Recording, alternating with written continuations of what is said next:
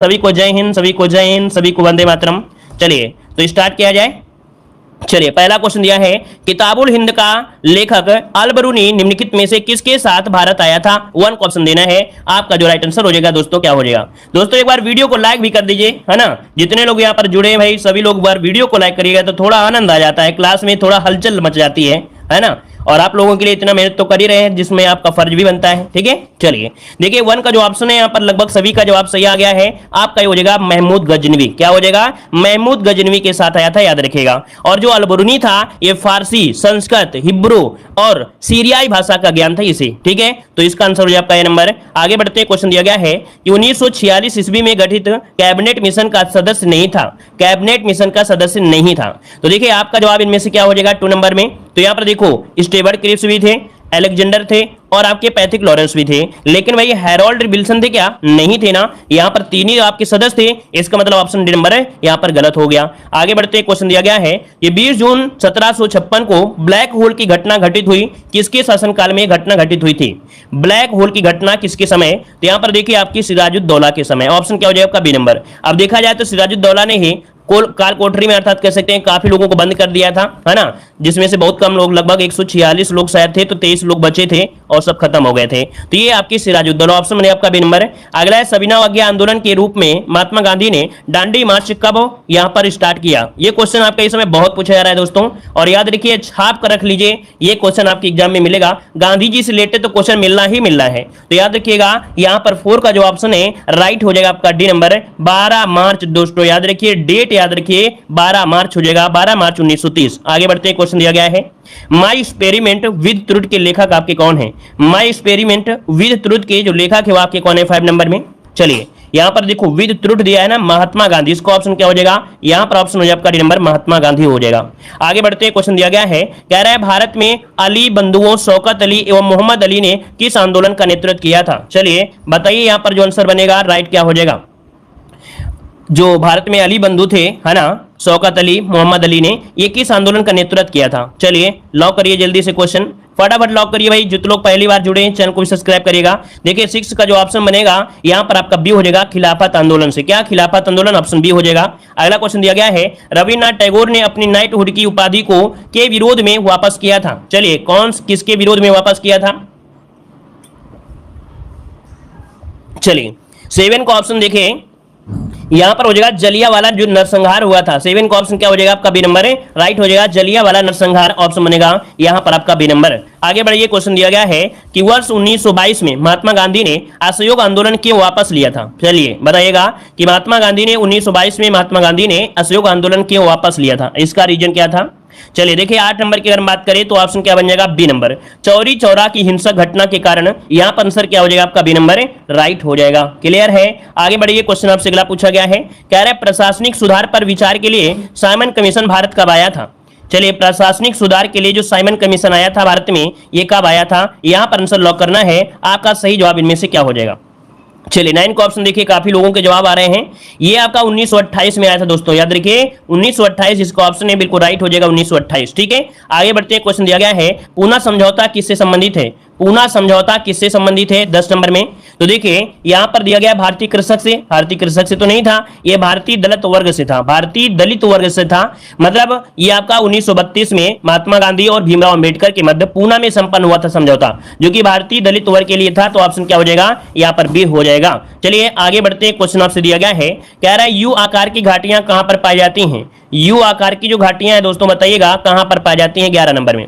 चलिए 11 का ऑप्शन होता है जो आपका हिमानी क्षेत्र होता है, जहां पर बर्फ वगैरह होती है, हिमानी क्षेत्र। तो ऑप्शन क्या हो जाएगा सी नंबर, इसका राइट हो जाएगा सी नंबर। चलिए आगे बढ़ते हैं, क्वेश्चन दिया गया है, कर्क रेखा निम्नलिखित में से किस एक राज्य से होकर नहीं गुजरती है। देखिए कितना इजी क्वेश्चन आपके लिए आ गया है कि कर्क रेखा कहां से होकर नहीं गुजरती। हमने बताया था कर्क रेखा भारत के 8 राज्यों से होकर गुजरती है ना। अब यहां पर देखो दिया गया छत्तीसगढ़, झारखंड, त्रिपुरा और मणिपुर। तो क्या हो जाएगा 12 नंबर में। चलिए मणिपुर, देखिए इसका जो ऑप्शन आ रहा है भाई डी नंबर, बिल्कुल सही जवाब आया है डी नंबर है मणिपुर, इसका जो आंसर है राइट हो जाएगा मणिपुर। आगे बढ़ते क्वेश्चन दिया गया है भारत के उत्तरी मैदान में किस प्रकार की मिट्टी का विस्तार है। भारत के उत्तरी मैदान में पूछा गया है, उत्तरी में अर्थात जहां पर उत्तर भारत है, अर्थात उत्तर प्रदेश जैसा क्षेत्र है, यहाँ पर कैसी मिट्टी है, उपजाऊ मिट्टी है। और उपजाऊ मिट्टी इसका मतलब ये कह सकते हैं जलोढ़ मिट्टी है, क्योंकि जलोढ़ मिट्टी होती है, उपजाऊ होती है, तो ऑप्शन क्या हो जाएगा यहाँ पर आपका सी नंबर है राइट हो जाएगा। क्लियर हुआ दोस्तों। चलिए आगे बढ़िए, क्वेश्चन आपसे दिया गया है कि वेगुला धारा किस महासागर की शीतल धारा है। वेगुला धारा किस महासागर की शीतल धारा है, वेगुला धारा पूछा गया है। देखिए 14 की अगर हम बात करते हैं तो ऑप्शन क्या हो जाएगा 14 नंबर में। चलिए ये है दक्षिण अटलांटिक महासागर। देखो एक क्वेश्चन धारा से जरूर बनेगा, तो यहां पर आपका आंसर जो है आपका हो जाएगा दक्षिण अटलांटिक महासागर, ऑप्शन आपका ये हो जाएगा। मतलब देखा जाए ज्योग्राफी में लगभग 2 क्वेश्चन हो सकता है वर्ड से होंगे, लेकिन 3 क्वेश्चन तो आपको पक्के यहां से है। जरूरी नहीं है, कभी कभी आपके 5 भी क्वेश्चन आपके ज्योग्राफी से आपको मिल जाएंगे, ठीक है ना। तो इसका आंसर आपका ये हो जाएगा किसमें, भारत की ज्योग्राफी से 5 मिल जाएंगे, 2 एक्स्ट्रा भी मिल सकते हैं। तो आपका 14 का ऑप्शन क्या बनेगा, यहां पर ऑप्शन ए हो जाएगा दक्षिण अटलांटिक महासागर। आगे बढ़ते हैं, क्वेश्चन दिया गया है निम्नलिखित में से पूछा गया है कि कौन सा स्थान भूमध्य रेखा के सर्वाधिक निकट है। भूमध्य रेखा के सर्वाधिक निकट पूछा गया है दोस्तों। 15 का ऑप्शन दीजिए राइट क्या हो जाएगा। चलिए 15 का जवाब यहां पर देखो, आपका जवाब 15 में आया है, कह रहे हैं सर जी। चलिए देखिए यहां पर इंदिरा पॉइंट याद रखिएगा, जो इंदिरा पॉइंट है ना ये भूमध्य रेखा के सर्वाधिक निकट है, ठीक है। यहां पर आंसर आपको लगाना है, आपको ये नंबर इंदिरा पॉइंट हो जाएगा। क्लियर है भाई। चलिए जो इंदिरा पॉइंट में भारत का दक्षिणतम बिंदु है ना वहीं पर। आगे बढ़ते क्वेश्चन दिया गया है कि भारतीय अर्थव्यवस्था के तृतीय क्षेत्र के अंतर्गत निम्नलिखित में से कौन सेवा क्षेत्र में सम्मिलित है। अब इनमें से बताइएगा कि सेवा क्षेत्र में कौन कौन शामिल है। 16 नंबर आपके सामने दिया गया है। तो देखिए 16 नंबर में आपसे पॉइंट पूछा गया है, पॉइंट में दिया गया है परिवहन और संचार। क्या दिया है, परिवहन और संचार, ठीक है। और इसके बाद दिया है होटल, है ना। फिर दिया गया है खनन और देखिए यहाँ पर होटल है, परिवहन है, ऑप्शन क्या हो जाएगा आपका सी नंबर राइट हो जाएगा। 16 का ऑप्शन क्या बनेगा, सी नंबर है राइट हो जाएगा। क्लियर है ना। और यहाँ पर जैसे व्यापार हो गया, बैंकिंग हो गया, बीमा हो गया, है ना, सुरक्षा हो गया, ये आपकी होती हैं। लेकिन जो आपका खनन होता है, वानिकी होते हैं, ये प्राथमिक आते हैं। अगला क्वेश्चन दिया गया है, कह रहा है कि निम्नलिखित युग्मों में से कौन सुमेलित नहीं है, कौन सुमेलित नहीं है। 17 नंबर ऑप्शन लॉक करना है। चलिए 17 नंबर यहाँ पर जवाब दीजिए। वीडियो को भी लाइक करिए दोस्तों, पहली बार जुड़े हैं तो चैनल को सब्सक्राइब कर लीजिएगा। और याद रखिएगा पेपर का लेवल यही मिलेगा, इससे ज्यादा कठिन भी नहीं मिलेगा। और इस पेपर में अगर आपने अच्छे नंबर ले आए तो समझो बोर्ड वाले एग्जाम में आप पूरी तरीके से ला पाएंगे, ठीक है ना। तो आप लोग चैनल को जरूर सब्सक्राइब करिएगा और उम्मीद है कि वीडियो पसंद आ रहा है। वीडियो पसंद आ रहा है तो वीडियो को भी लाइक जरूर करिएगा, ठीक है ना। देखिए 17 नंबर में कह रहा है कि रंगराजन समिति भुगतान संतुलन है, और गोई पोरिया समिति बैंकिंग सेवा है, नान जुंदपा समिति रेलवे किराया से है, रेखी समिति दिया गया है। इसका आंसर डी हो जाएगा रेखी समिति। दोस्तों याद रखिए ये प्रत्यक्ष जो अप्रत्यक्ष कर होता है, क्या अप्रत्यक्ष कर होता है, अप्रत्यक्ष कर से संबंधित है। दोस्तों याद रखिए ये अप्रत्यक्ष कर से संबंधित है, नोट करिएगा, ऑप्शन डी हो जाएगा।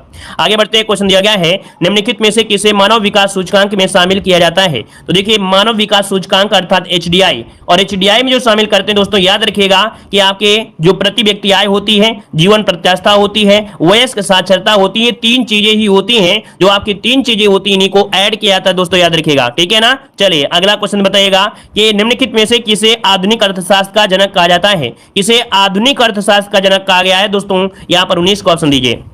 चलिए एडम स्मिथ, बिल्कुल सही जवाब आ गया है। एडम स्मिथ जो आंसर है बिल्कुल आपका राइट आंसर हो जाएगा। और आगे बढ़ते हैं, क्वेश्चन आपसे दिया गया है, कह रहे हैं हिंदू समृद्धि दर का संबंध किस समृद्धि दर से है।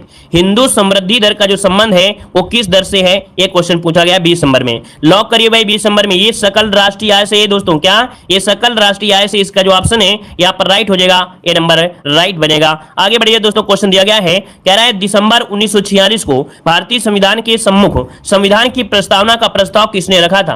बहुत लाजवाब क्वेश्चन आपके सामने दिया है, तो चलिए जवाब दीजिए यहां पर क्या हो जाएगा। चलिए यहां पर देखो दिया गया है कि दिसंबर 1946 को संविधान सभा के सम्मुख संविधान की प्रस्तावना का प्रस्ताव किसने रखा। 21 नंबर का ऑप्शन क्या हो जाएगा, 21 नंबर का ऑप्शन बी हो जाएगा, जवाहरलाल नेहरू। किसने किया था दोस्तों, जवाहरलाल नेहरू, जिसका ऑप्शन आ रहा है बिल्कुल राइट आंसर है। लाजवाब आप लोगों के जवाब आ रहे हैं, बेहतरीन तैयारी है, गजब की तैयारी है, ठीक है। अच्छा ये बता दीजिए कि कब रखा था। तो 13 दिसंबर को दोस्तों याद रखिए, 13 दिसंबर 1916 को ये संविधान सभा में ये कह सकते हैं प्रस्ताव को रखा था। ठीक है, आगे बताइए क्वेश्चन दिया गया है, कह रहे हैं अटॉर्नी जनरल भारत सरकार को कानूनी सलाह प्रदान करता है, जबकि राज्य सरकार को कौन परामर्श देता है। भाई भारत सरकार को अटॉर्नी जनरल हो गया, लेकिन राज्य सरकार को परामर्श कौन देगा, राज्य सरकार में। तो राज्य सरकार में देने वाला कौन है भाई, चलिए ऑप्शन बी एडवोकेट जनरल होता है दोस्तों। याद रखिए इसका जो आंसर है एडवोकेट जनरल जिसे बोलते हैं महाधिवक्ता, क्या बोलते हैं, महाधिवक्ता जो राज्यों में होते हैं। ऑप्शन बी नंबर आपका हो जाएगा। अगला संविधान सभा का संवैधानिक सलाहकार इनमें से कौन था, संवैधानिक सलाहकार क्वेश्चन पूछा गया, 23 नंबर लॉक करिएगा। चलिए संवैधानिक सलाहकार थे वी.एन. राव। चलिए वी.एन. राव बिल्कुल सही है, बी.एन. राव ही थे। ऑप्शन आपका बनेगा सी नंबर राइट हो जाएगा। क्लियर है। इन्होंने लगभग देखा जाए 60 देशों का दोस्तों याद रखिए, इन्होंने लगभग 60 देशों में संविधान का अध्ययन किया था, है ना, और प्रमुख देशों के संविधान में कुछ अवयवों को एक भारतीय संविधान में शामिल करने का सुझाव भी दिया था। तो ऑप्शन है आपका सी नंबर है। आगे बढ़ते हैं, क्वेश्चन दिया गया है अनुच्छेद 108। चलिए बिल्कुल इजी क्वेश्चन दिया गया है 108। हमने कई बार आपको पढ़ाया है कि जो अनुच्छेद 108 इसका संबंध क्या है। तो यहाँ पर आंसर क्या हो जाएगा, तो 24 को ऑप्शन दीजिए। चलिए 24 नंबर चलिए बिल्कुल सही है। देखिए लोकसभा कह रहा है कि अनुच्छेद 108 के तहत राष्ट्रपति द्वारा लोकसभा राज्यसभा की संयुक्त बैठक को आहूत करता है, लेकिन उसकी पूछा अध्यक्षता कौन करता है, तो लोकसभा अध्यक्ष करता है। ठीक है, बुलाने का काम जो होता है राष्ट्रपति का होता है, स्थगित करने का भी काम होता है राष्ट्रपति का, लेकिन अध्यक्षता का जो कार्य है वो आपके लोकसभा अध्यक्ष होता है। ऑप्शन सी आपका बिल्कुल सही है। आगे बढ़िए, क्वेश्चन दिया गया है कि 2 अक्टूबर 1959 को सर्वप्रथम पंचायती राज का शुभारंभ कहां पर किया गया था। 25 को ऑप्शन देना है, आपका राइट आंसर में से क्या हो जाएगा 25 नंबर में। चलिए ये किया गया था आपके राजस्थान के नागौर, जो कि ऑप्शन क्या हो जाएगा बी नंबर राइट हो जाएगा। और इसके बाद कहां पर लागू किया गया था, राजस्थान के बाद फिर तुरंत कहां पर लागू किया गया था, आंध्र प्रदेश में। बिल्कुल सही है, आंध्र प्रदेश में। ठीक है ना, राजस्थान के बाद आंध्र प्रदेश में। आगे बढ़िए, क्वेश्चन दिया गया है कि प्राणी जगत के वर्गीकरण निम्नलिखित में से कौन सा संघ नहीं है। मतलब प्राणी जगत में जो आपका इनको अलग अलग बांटा गया है, कौन सा संघ है कौन सा संघ नहीं है। तो यहां पर बताइए कौन सा संघ आपका नहीं है 26 नंबर में। तो 26 की यहां पर आंसर बात करें, देखो मोलस्का होता है, रज्जुकी होता है, नेलिडा होता है, लेकिन प्रगुही नहीं होता दोस्तों, प्रगुही नहीं होता इसके संग में, आपका याद रखिएगा। ठीक है ना। और यहां पर आगे बढ़ते क्वेश्चन दिया गया है कि स्वतंत्र रूप से गिर रही एक वस्तु की गति का उदाहरण क्या है। अगर वो स्वतंत्र रूप से गिर रही है तो एक वस्तु की जो गति है वो कैसी होगी, बताइए 27 नंबर में। तो आप कहेंगे एक समान त्वरित, क्या एक समान त्वरित, इसका ऑप्शन क्या हो जाएगा ए नंबर। उसका जो त्वरण होगा वो आपका सेम होगा, अर्थात समान होगा। क्लियर है। आगे बढ़िए दोस्तों, क्वेश्चन दिया है कि उत्तल और अवतल दर्पण किसके उदाहरण है। चलिए जवाब दीजिए, आंसर क्या हो जाएगा। चलिए दोस्तों वीडियो को भी लाइक करिएगा, जो लोग अभी जुड़े हुए हैं बाद में जुड़े हैं, है ना, सभी लोग वीडियो को लाइक जरूर करिएगा और चैनल को जरूर सब्सक्राइब करिएगा। ठीक है, मॉडल पेपर की संख्या असीमित है, आपको हमारे चैनल पर डेली मॉडल पेपर कराए जाते हैं और एक नहीं 3 मॉडल पेपर होते हैं। ऐसा कोई प्रकाशन नहीं होगा जो आपको हमारे चैनल पर ना मिले। याद रखिए प्लेलिस्ट में आप लोग सभी मॉडल पेपर देख सकते हैं। देखो उत्तल और अवतल दर्पण दिया गया है, तो आप बताइए क्या हो जाएगा यहाँ पर 28 नंबर में। तो ये जो होते हैं दोस्तों याद रखिए इन्हें बोलते हैं गोली दर्पण बोलते हैं, क्या गोली दर्पण बोलते हैं। ठीक है, ऑप्शन क्या हो जाएगा बी नंबर हो जाएगा। अगला है कि दाब के एसआई मात्रा को क्या कहते हैं, दाब के एसआई मात्रा को क्या कहते हैं 29 नंबर में, इसे कहते हैं पास्कल। क्या कहते हैं, पास्कल। बिल्कुल सही जवाब है, पास्कल हो जाएगा। अगला क्वेश्चन दिया गया है निम्नलिखित में से क्या सबसे अधिक संपीड्य है। संपीड्य पूछा गया 30 नंबर में। तो संपीड्य यहाँ पर देखो जो गैस होती है ना, गैस ये सबसे ज्यादा संपीड्य होती है। ऑप्शन बनेगा आपका सी नंबर। आगे बढ़िए, क्वेश्चन दिया गया है यहाँ पर देखिए आपका हिंदी आ गया, बिल्कुल फेवरेट है। और याद रखिएगा पूरे के पूरे नंबर आपको हिंदी में मिलना है। हिंदी में तो पूरे के आपको नंबर मिलना है, एक भी क्वेश्चन आपका छूटेगा नहीं। ठीक है ना, जीएस में भी आएंगे, परेशान मत होइएगा। ठीक है, लाला अन्य लिंग रूप बताइए। लाला का लिंग रूप अगर आप बदलेंगे तो आपका क्या हो जाएगा। चलिए आप लोगों को अभी होता है कि अरे सर जी हिंदी केवल में रहेंगे कि अदर में, अरे अदर में भी आपका ऐसा होगा।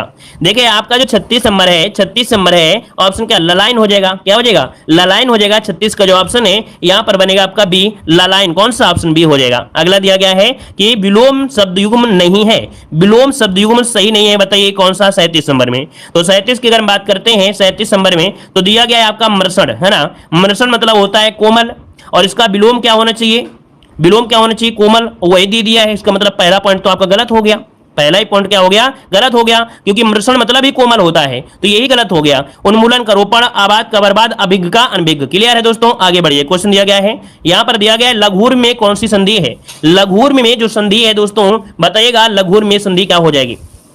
चलिए बहुत अच्छे, बहुत अच्छा प्रयास। देखिए लघु धन ऊर्मी क्या होता है, लघु धन ऊर्मी अर्थात छोटा ऊ प्लस बड़ा ऊ बराबर बड़ा ऊ, जो कि दीर्घ संधि में आता है। मतलब ऑप्शन क्या हो जाएगा यहाँ पर आपका 38 का ऑप्शन बनेगा क्या, यहाँ पर स्वर संधि आपका दिया है तो संधि के आपका पार्ट है और पार्ट है तो आंसर आप सी नंबर लॉक कर दीजिएगा। अगला है श्रम श्रुति भिन्नार्थक शब्द के जोड़े को पहचानना है। श्रुत सुमी मतलब श्रुति सम आपको सुनने में एक जैसा लगे लेकिन भिन्नार्थक उसका अर्थ जो आपका है अलग अलग होना चाहिए। बहुत ऐसे स्टूडेंट होते हैं कि कहते हैं श्रम श्रुति भिन्नार्थक जो भिन्न हो, नहीं मतलब ये होता है कि श्रम श्रुति मतलब सुनने में एक जैसा हो लेकिन भिन्न अर्थ उसमें से आपका होना चाहिए, मतलब इसका ये होता है दोस्तों, ठीक है ना। तो चलिए 39 नंबर लॉक करिएगा, क्या हो जाएगा। तो देखिए 39 नंबर में ऑप्शन अपेक्षा और उपेक्षा, अपेक्षा उपेक्षा, अगर बगल में पड़ोसी हो तो कहेंगे सर जी लगता है एक शब्द बोल रहे अपेक्षा उपेक्षा, लेकिन दोनों का अर्थ क्या है यहाँ पर अलग है। क्यों, क्योंकि अपेक्षा आप जानते हैं किसी के प्रति अपेक्षा होता है उपेक्षा, तो आप समझ गए आंसर क्या हो गया आपका ए नंबर राइट हो जाएगा। अगला बताइएगा कि दिए गए वाक्य त्रुटि वाले अंश को यहाँ पर चिन्हित करना है और अगर त्रुटि नहीं मिलती है तो आप डी नंबर लगा दीजिए। चलिए 40 नंबर कह रहा है मुख्य अतिथि आए और एक फूलों की माला पहनकर उनका स्वागत किया गया। ये बताइए कोई एक फूलों की माला होती है क्या, फूलों की एक माला जरूर होगी लेकिन एक फूलों से कोई माला दोस्तों नहीं बन सकती है, तो ऑप्शन क्या हो जाएगा, यही आपकी गड़बड़ी मिल गई है। आपका करंट अफेयर का है कि भारत ने किस देश के साथ मिलकर 10वां स्लैनेक्स 2023 संयुक्त नौसैनिक अभ्यास का आयोजन किया है। तो यहाँ पर ऑप्शन आपका राइट क्या हो जाएगा, तो आपका याद रखिएगा श्रीलंका के साथ। किसके साथ, श्रीलंका के साथ स्लैनेक्स 2023 श्रीलंका के साथ, तो ऑप्शन बनेगा आपका सी नंबर। नेक्स्ट क्वेश्चन दिया गया है वर्ल्ड ट्री सिटी लिस्ट 2022 में किस भारतीय शहर को शामिल किया गया है। अच्छा क्वेश्चन आपका दिया गया है और यहाँ पर जो करंट के क्वेश्चन होंगे वो आपके अपडेटेड यहाँ पर हैं, है ना। तो यहाँ पर देखिए ऑप्शन आपका बी हो जाएगा आपका मुंबई। याद रखिएगा वर्ल्ड ट्री सिटी लिस्ट 2022 में किस भारतीय शहर को, तो आपकी मुंबई शहर को शामिल किया गया है। ऑप्शन आपका बी नंबर इसका राइट हो जाएगा। नेक्स्ट क्वेश्चन आपसे कह रहा है कि दिवंगत हुए सलीम दुर्रानी का संबंध किस खेल से था। तो दोस्तों यहाँ पर देखिए इनका संबंध है आपकी क्रिकेट से, ऑप्शन आपका बनेगा ए नंबर इसका राइट हो जाएगा। नेक्स्ट क्वेश्चन आपसे अगला पूछा गया है कि ग्लोबल वार्मिंग में राष्ट्रीय योगदान की ग्लोबल सूची में पहले स्थान पर कौन सा देश शामिल है। तो ग्लोबल वार्मिंग में दोस्तों यहाँ पर देखा जाए जो पहले स्थान पर आपका है वो कौन सा है, तो आपका दोस्तों यहाँ पर 54 का ऑप्शन में से क्या हो जाएगा, यहाँ पर अमेरिका इसका आपका आंसर है राइट हो जाएगा। नेक्स्ट क्वेश्चन को आते हैं, क्वेश्चन दिया गया है कि अमेरिका ने किस देश की नौसेना के साथ पहला पनडुब्बी रोधी अभ्यास का आयोजन किया है। तो अमेरिका ने किस देश की नौसेना के साथ, तो दोस्तों यहाँ पर ऑप्शन क्या हो जाएगा, बी और ए और बी दोनों, अर्थात आपके जापान के साथ भी और आपके दक्षिण कोरिया के साथ भी, तो ऑप्शन बनेगा यहाँ पर डी नंबर। नेक्स्ट क्वेश्चन दिया गया है एयरटेल ने किस बैंक के सहयोग से व्हाट्सएप बैंकिंग सेवाएं प्रारंभ किया है। यहाँ पर दोस्तों देख सकते हैं कि जो आपकी एयरटेल ने है किस बैंक के साथ सहयोग किया है, सहयोग से व्हाट्सएप बैंकिंग सेवाएं शुरू किया है, तो ऑप्शन सी हो जाएगा India post payment bank, option बनेगा आपका सी नंबर राइट हो जाएगा। नेक्स्ट क्वेश्चन आपसे दिया गया है स्कूल चले अभियान का शुभारंभ कहाँ पर किया गया है। तो दोस्तों यहाँ पर स्कूल चलो अभियान आपका कहाँ से है, तो आपका उत्तर प्रदेश इसका जो ऑप्शन है यहाँ पर आपका डी नंबर है राइट हो जाएगा। नेक्स्ट क्वेश्चन आपसे दिया गया है कि विश्व बैंक ने वित्त वर्ष 2023-24 के लिए भारत की जो जीडीपी है इसकी विकास दर कितनी होने का अनुमान यहाँ पर व्यक्त किया है। तो किसने, आपकी विश्व बैंक ने, और विश्व बैंक ने दोस्तों यहाँ पर 6.3, ऑप्शन आपका यहाँ पर बनेगा डी नंबर है राइट हो जाएगा। नेक्स्ट क्वेश्चन आपसे दिया गया है कि डिजिटल रेडियो स्टेशन रेडियो संगवारी का शुभारंभ कहाँ पर किया गया है।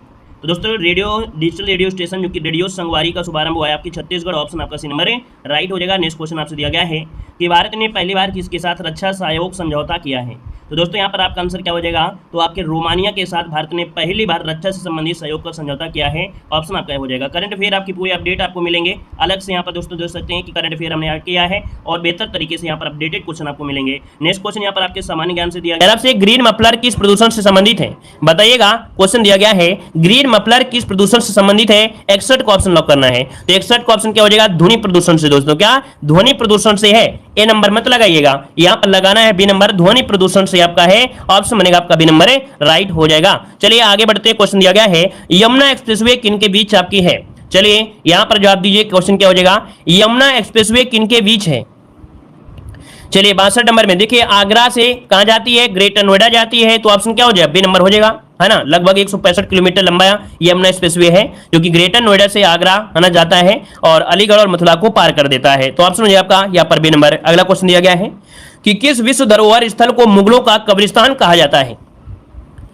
वाह क्या लाजवाब क्वेश्चन आ गया है, बताइएगा कि किस विश्व धरोहर स्थल को मुगलों का कब्रिस्तान कहते हैं। दोस्तों 63 का ऑप्शन हो जाएगा हुमायूं का मकबरा। दोस्तों दिल्ली में है हुमायूं का मकबरा, इसे मुगलों का कब्रिस्तान कहा जाता है। इसको हमने एक बार नहीं कई बार पढ़ा चुके हैं, ऐसा नहीं कि पहले दिन मिला है, इसको हमने एक दो बार और पढ़ाया है ना। जो हुमायूं का मकबरा है दिल्ली में है, याद रखिएगा, है ना। और यहाँ पर देखा जाए तो इस मकबरे में मुगल परिवार के सदस्यों की काफी कब्रें हैं, जैसे आपका हुमायूं हो गया, दारा शिकोह हो गया, जहांदार शाह हो गया, फर्रुख सियर हो गए, आलमगीर द्वितीय हो गया, इन सब की कब्रें यहीं पर आपकी हैं, इसलिए इसे कब्रिस्तान, मुगलों का कब्रिस्तान कहा जाता है। अगला क्वेश्चन आपसे दिया गया है, ज्ञानपीठ पुरस्कार सर्वप्रथम किसे दिया गया था?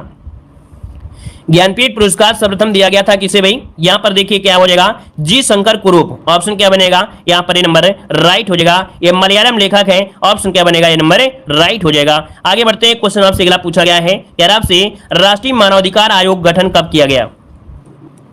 चलिए 65 नंबर लॉक करिए जल्दी से। राष्ट्रीय मानवाधिकार आयोग का जो गठन किया गया है कब किया गया? 65 नंबर जवाब लगभग सही आ रहा है, बिल्कुल सही है। देखिए 1993 में किया गया था, 12 अक्टूबर 1993 को किया गया था। तो ऑप्शन क्या हो जाएगा? ए नंबर है, बिल्कुल राइट हो जाएगा। अगला क्वेश्चन आपसे दिया गया है, a country is not enough किस खिलाड़ी की आत्मकथा है? ये जो आपकी आत्मकथा है याद रखिए सौरव गांगुली की है, याद रखिएगा 2018 में, ठीक है ना, 2018 में ये आत्मकथा आपकी है। तो ऑप्शन क्या हो जाएगा? आपका ये नंबर है, राइट हो जाएगा। यहां पर आगे बढ़ते हैं, क्वेश्चन आपसे अगला पूछा गया है, यहां पर दिया गया है कि सबसे पहली महिला का नाम बताएं जिसने नोबेल पुरस्कार जीता था। सबसे पहली महिला नाम बताएं जिसने नोबेल पुरस्कार जीता था दोस्तों 67 नंबर में। तो ऑप्शन क्या बन जाएगा यहां पर? ये मैडम क्यूरी है, मैरी जो आपका क्यूरी दिया गया है, मैडम क्यूरी बोलते हैं इन्हें, ठीक है, मैडम क्यूरी को ही बोलते हैं मैडम क्यूरी, ठीक है। अब शॉर्टकट का जमाना है तो इसलिए है। मैडम क्यूरी समस्त विश्व में एक आदर्श उदाहरण है और उन्होंने अपने पति पियरे के संयुक्त रूप से मिलकर रेडियो एक्टिविटी की अद्भुत खोज किया था। और यहाँ पर मैरी को और पियरे को 1903 में नोबेल पुरस्कार दिया भी गया था। तो ऑप्शन क्या हो जाए आपका? B number. आगे बढ़ते हैं, क्वेश्चन दिया गया है, किस विश्व संस्था को विश्व बैंक की उदार ऋण खिड़की के रूप में जाना जाता है? चलिए अच्छा क्वेश्चन है, यहां पर देखिए कह रहा आपसे किस विश्व संस्था को विश्व बैंक की उदार ऋण खिड़की के रूप में जाना जाता है? तो ये जाना जाता है दोस्तों, याद रखिए आईडीए। क्या? आईडीए जो कि ऑप्शन है यहां पर आपका डी नंबर हो जाएगा। और अगला क्वेश्चन आपसे दिया गया है कि भारतीय मुद्रा का नया प्रतीक किसने डिजाइन किया था? चलिए यहां पर जवाब क्या हो जाएगा? ये आपके उदय कुमार है, जो कि आपने कई बार पढ़ा भी होगा, हमने 50 बार पढ़ाया भी है ना। और याद रखिएगा कि भारत सरकार द्वारा जनता के सामने प्रस्तुत किया गया था 15 जुलाई को, 15 जुलाई 2010 में। तो ऑप्शन होगा आपका ए नंबर। आगे बढ़ते हैं, क्वेश्चन दिया गया है कि आपसे प्रिटोरिया किस देश की कार्यपालिका राजधानी है? प्रिटोरिया किस देश की कार्यपालिका राजधानी है दोस्तों? यहां पर जवाब देना है। तो चलिए यहां पर देखा जाए तो ये क्वेश्चन बनेगा 70 में आपके दक्षिण अफ्रीका दोस्तों, ठीक है। दक्षिण अफ्रीका देश की राजधानी है प्रिटोरिया, जो कि ऑप्शन बनेगा यहां पर बी नंबर है, राइट हो जाएगा। अब आते हैं हम लोग गद्यांश में, लेकिन गद्यांश को सॉल्व करेंगे, लेकिन गद्यांश के बाद यहां पर कुछ महत्वपूर्ण क्वेश्चन और भी हैं। हमने बताया हमारी कोई भी मॉडल पेपर आप सॉल्व कर लीजिए, हर एक मॉडल पेपर में आपको क्या मिलेगा कि क्वेश्चन बाद में हम कुछ महत्वपूर्ण पॉइंट आपको जरूर सॉल्व कराते हैं। तो सभी लोग जाइएगा मत, पूरी क्लास को देखिएगा। यहां पर देखो दिया गया है, संसार में दो अचूक शक्तियां हैं, एक वाणी है और एक कर्म है। कुछ लोग वचन से संसार को राह दिखाते हैं और कुछ लोग कर्म से। शब्द और आचार दोनों ही महान शक्तियां हैं। क्या? शब्द और आचार दोनों ही महान शक्तियां हैं। शब्द की महिमा अपार है, विश्व में साहित्य, कला, विज्ञान, शास्त्र सब क्या है? शब्द शक्ति के क्या है? प्रतीक, प्रमाण है। कर कोरे शब्द व्यर्थ होते हैं। क्या? पर कोरे शब्द क्या होते हैं? कोरे शब्द जो होते हैं व्यर्थ होते हैं, जिनका आचरण ना हो। कर्म के बिना, व्यवहार के बिना सिद्धांत की कोई सार्थकता नहीं होती है। निसंदेश शब्द शक्ति क्या है? महान है। क्या? निसंदेश शब्द शक्ति महान है, पर चिर स्थायी और सनातनी शक्ति तो व्यवहार है। महात्मा गांधी ने इन दोनों की कठिन और अद्भुत साधना की है। महात्मा गांधी जी ने संपूर्ण जीवन उन्हीं दोनों से युक्त था। वे वाणी और व्यवहार में एक थे, जो कहते थे वही करते थे, यही उनकी महानता का रहस्य है। कस्तूरबा ने शब्द की अपेक्षा कृति की उपासना की थी, क्योंकि कृति का उत्तम और चिरस्थायी प्रभाव होता है। बा ने कोरी शाब्दिक शास्त्रीय सैद्धांतिक शब्दावली नहीं सीखी है, वे तो कर्म की उपासिका थी। उनका विश्वास शब्दों की अपेक्षा कर्मों पे था। इनका जो विश्वास था, मतलब इनका विश्वास शब्दों की अपेक्षा कर्मों पर था। वे जो कहा करती थी वो पूरा करती थी, वे रचनात्मक कर्मों को प्रधानता देती थी। इसी के बल पर उन्होंने अपने जीवन में सार्थकता और सफलता का प्राप्ति की थी। अब देखिए यहां पर दिया गया है कि गद्यांश में दिया गया है कि गद्यांश का सर्वाधिक उपयुक्त शीर्षक क्या होगा। चलिए यहां पर बताइएगा कि गद्यांश का सर्वाधिक उपयुक्त जो शीर्षक होगा क्या हो जाएगा। 71 की अगर बात करें तो देखो यहां पर क्या हो जाएगा, 71 नंबर जवाब दीजिए। चलिए वाणी और कर्म क्या होगा, वाणी और कर्म हो जाएगा। चलिए अगला बताइएगा, यहां पर दिया गया है कि शब्द शक्ति के महान होते हुए भी, शब्द शक्ति के महान होते हुए भी व्यवहार भी सनातनी शक्ति है। क्या बनेगा कि व्यवहार भी शक्तिशाली है, व्यवहार भी एक शक्ति के रूप में है, शब्द शक्ति और व्यवहार दोनों महान है, तो शब्द शक्ति के महान होते हुए भी व्यवहार भी सनातनी शक्ति होती है, डी नंबर इसका बनेगा। अगला क्वेश्चन दिया गया है, महात्मा गांधी के अंतर्गत गांधी जी की महानता यह थी कि वे क्या करते भाई, गांधी जी क्या करते थे 73 नंबर में, वो क्या करते थे, जो कहते थे वही करते थे, जो कहते थे वही करते थे, याद रखिएगा। अगला क्वेश्चन दिया गया है, प्रायः सज्जन व्यक्ति संसार को राह दिखाते हैं। ये गद्यांश हम सॉल्व क्यों करा रहे हैं, इसका रीजन समझ रहे हो ना, इसका रीजन समझ रहे हो, क्योंकि पिछली बार हमने यहां पर, पिछली बार जो आपका आया था गांधी जी से ही गद्यांश आया था, इसलिए हम इसको सॉल्व करा रहे हैं दोस्तों, ठीक है ना। पिछली बार जो गद्यांश आया था गांधी से रिलेटेड आया था, इसलिए हम सॉल्व करा रहे हैं, एक छोड़ देंगे एक सॉल्व करा देंगे। प्रायः सज्जन व्यक्ति संसार को राह दिखाते हैं, तो बताइए कैसे व्यक्ति होते हैं।